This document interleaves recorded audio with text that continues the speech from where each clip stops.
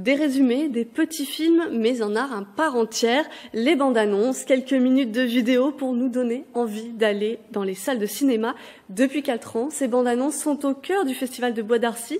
Jean-Philippe Luce, bonjour. Bonsoir. Vous êtes le maire adjoint de la commune en charge de la culture et c'est donc la 4e édition du festival. Est-ce qu'on peut dire que déjà c'est devenu un rendez-vous incontournable ? C'est clairement devenu un rendez-vous incontournable, un vrai succès. Quand on l'a lancé il y a 4 ans, on se posait la question, c'était une nouveauté, un pari. Et clairement, ça fonctionne. Les personnes attendent maintenant les nouveautés, les nouvelles bandes annonces. C'est complet, ce qui est un bon signe aussi. Donc c'est un vrai beau résultat. Mais comment on en vient à se dire on va faire un festival de la bande annonce, parce que c'est souvent quelque chose qu'on voit avant les films, qu'on va aller voir pour se donner envie, mais de là en faire une soirée? Déjà, on part du territoire arcysien. C'est que sur Bois d'Arcy, on a la chance d'avoir les archives du film, le CNC. On a tout un quartier qui est dédié aux acteurs, des rues. Exactement.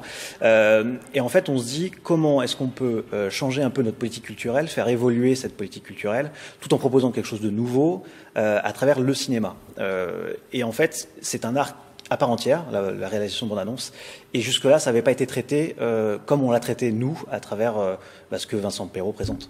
Vincent Perrault, le présentateur, l'animateur, la base solide peut-être du festival. Comment est-ce qu'on pourrait le présenter ? C'est le cœur du projet. On est ravis qu'il ait accepté au tout début.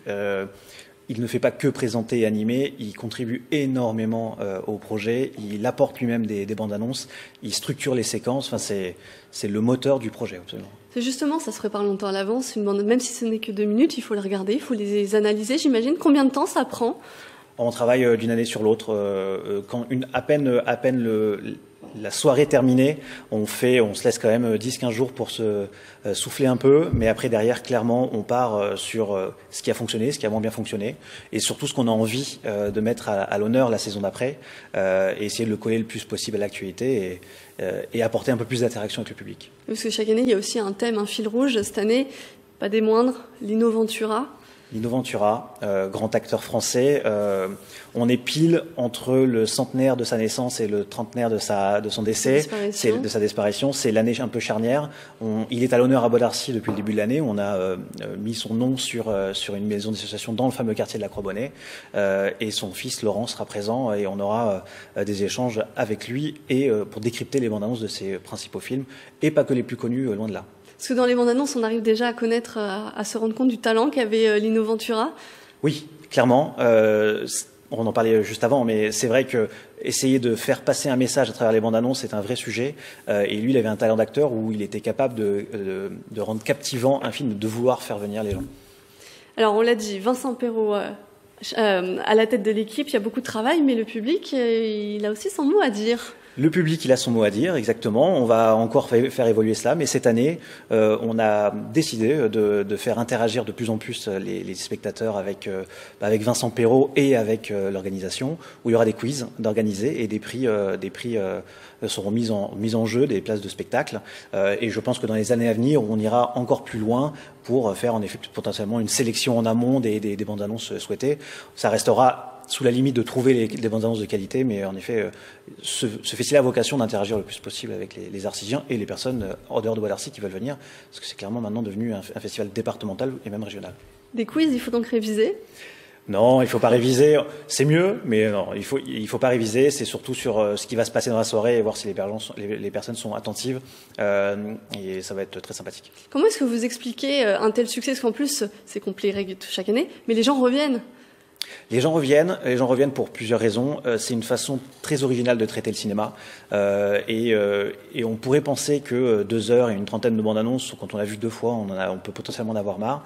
Et ben en fait, la façon dont c'est traité, le séquencement des parties et surtout aussi le talent de Vincent Perrault fait qu'on passe une soirée inoubliable. Et ça explique un peu aussi l'histoire du cinéma. On voit l'évolution. Peut-être qu'aujourd'hui, on monte plus les scènes d'action, alors qu'à l'époque, des scènes d'émotion, je ne sais pas. Il y a une vraie évolution de la bande-annonce. Je ne vais pas donner tous les secrets, mais on a de plus en plus tendance à avoir des bandes-annonces où tout est dit dans la bande-annonce et on est un peu déçu d'être au cinéma parfois et de se rendre compte qu'on a déjà tout vu.